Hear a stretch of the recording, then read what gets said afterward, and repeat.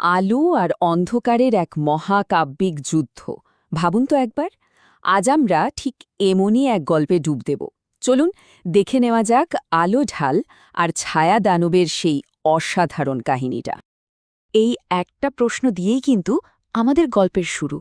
কবে আমি মহাকাশে যাব? এটা শুধু একটা প্রশ্ন নয়, এটা আসলে এক শিশুর অসীম স্বপ্ন আর কৌতূহল। আর এই স্বপ্নটাই কিন্তু ওকে টেনে নিয়ে যাবে এক অবিশ্বাস্য অভিযানে। গল্পটা শুরু হচ্ছে বাংলার ছোট্ট একটা গ্রাম থেকে। নদীর ধারে মায়া নামের এক মেয়ে থাকত। ওর একটাই স্বপ্ন ছিল, তারা ভরা আকাশের ওই সব রহস্য ভেদ করা। রোজ রাতে ও চুপ করে তারাদের দিকে তাকিয়ে থাকত আর ভাবত কবে ওই অদেখার জগতে পাড়ি দেওয়া যাবে। এমনই এক রাতে ঘটল এক অবাক করা ঘটনা। নদীর ধারে হঠাৎ করেই নীল আলোর ঝলকানিতে আকাশ থেকে নেমে এলো একটা ডিস্ক, আর তার ভেতর থেকে বেরিয়ে এলো লাইটি নামের এক ছোট্ট রোবট। মায়া তখনও কিচ্ছু জানত না যে ঠিক এই মুহূর্ত থেকেই ওর জীবনটা পুরোপুরি বদলে যেতে চলেছে। তো এই লাইটিটি আসলে কারা? ও হলো লাইট গার্ড ইউনিটের সদস্য। মানে ওরা হলো মহাবিশ্বের এক বিশেষ রক্ষক দল, যাদের কাজই হলো ছায়া দানবের মতো অশুভ শক্তির হাত থেকে গ্যালাক্সিকে বাঁচানো। ওদের মূল লক্ষ্যই হলো মহাবিশ্বের আলোকে টিকিয়ে রাখা। লাইটের কথাটা শুনলেই বোঝা যায় বিপদটা কতটা গভীর। ছায়াদানবরা শুধু মহাকাশেই থেমে নেই, ওরা পৃথিবীতেও নেমে আসতে চায়। ওদের একটাই লক্ষ্য, পৃথিবীর আলো নিভিয়ে দেওয়া, যা হলে প্রাণীর অস্তিত্বই কিন্তু সংকটে পড়ে যাবে। মানে অবস্থাটা বেশ সাংঘাতিক।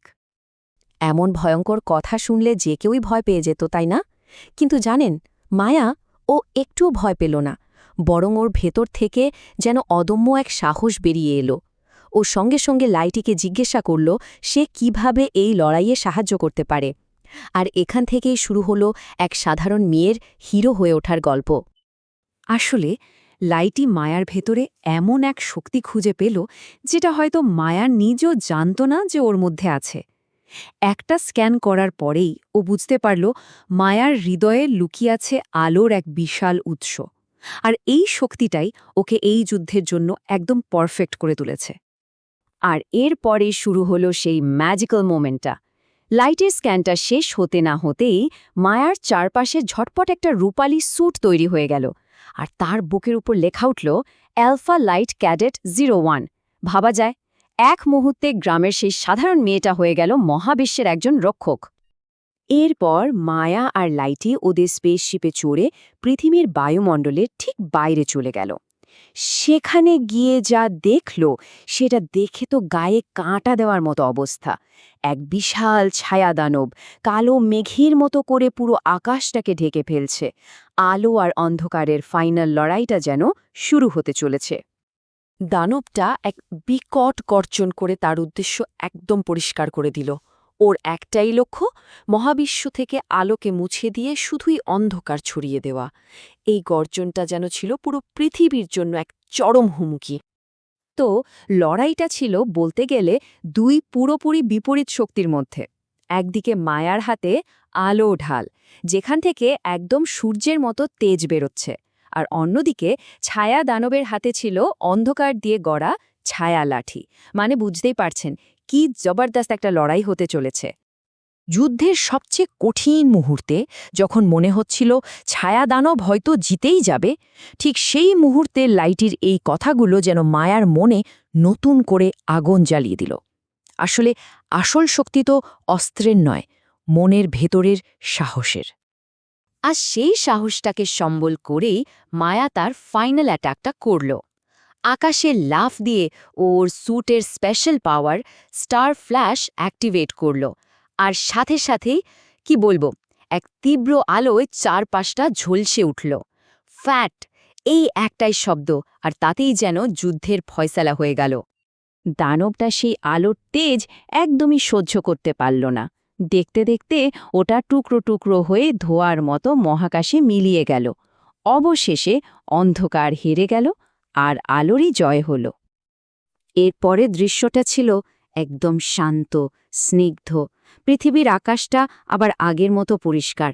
তারারা যেন আরও বেশি করে ঝিকমিক করছে, আর চাঁদটাও যেন নতুন করে আলো ছড়াচ্ছে। চারদিকে শুধু শান্তি আর শান্তি।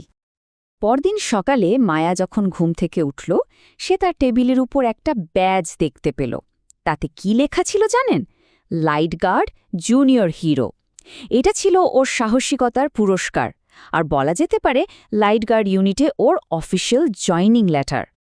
তো মায়ার এই অসাধারণ জার্নিটা তো শুধু একটা গল্প নয়, এর মধ্যে কিন্তু লুকিয়ে আছে বেশ কিছু গভীর শিক্ষা। চলুন একটু ভেবে দেখা যাক এই কাহিনীটা আসলে আমাদের কি শেখায়। দেখুন, গল্পটা আমাদের 3টে খুব জরুরি কথা বলে। প্রথমটা হলো আলো মানে আশা আর সাহস। মনের জোর থাকলে মায়ার মতো যে কোনো অন্ধকারকে হারানো সম্ভব। দ্বিতীয়ত, কল্পনা আর সাহসের শক্তি কিন্তু অসীম মানে অসীম। গ্রামের একটা সাধারণ মেয়েও তার স্বপ্নের জোরে মহাবিশ্বের রক্ষক হতে পারে, তাই না? আর সবশেষে, পৃথিবীকে বাঁচাতে হলে শুধু সাহস থাকলেই চলবে না, বিজ্ঞান, বুদ্ধি আর সাহসের একটা মেলবন্ধন দরকার, ঠিক যেমনটা আমরা লাইনটি আর মায়ার টিমে দেখেছি। লাইটে যাওয়ার আগে মায়ার জন্য ছোট্ট কিন্তু খুব শক্তিশালী একটা মেসেজ রেখে গিয়েছিল। আর এই কথাটা কিন্তু শুধু মায়ার জন্য নয়, আমাদের সবার জন্য। আমরা যদি নিজেদের ভেতরের আলোটাকে চারপাশে ছড়িয়ে দিতে পারি, তাহলেই কিন্তু এই দুনিয়াটা আরও সুন্দর হয়ে উঠবে। এই পুরো গল্পটা শেষে একটা প্রশ্ন এসে মনে ভিড় করে। মায়ার ভেতরের আলোটা ছিল ওর সাহস আর স্বপ্ন। আসলে আমাদের প্রত্যেকের ভেতরেই তো এমন কোনো না কোনো আলো থাকে, তাই না? এখন শুধু নিজেকে প্রশ্ন করার পালা, আমার ভেতরের সেই আলোটা ঠিক কী?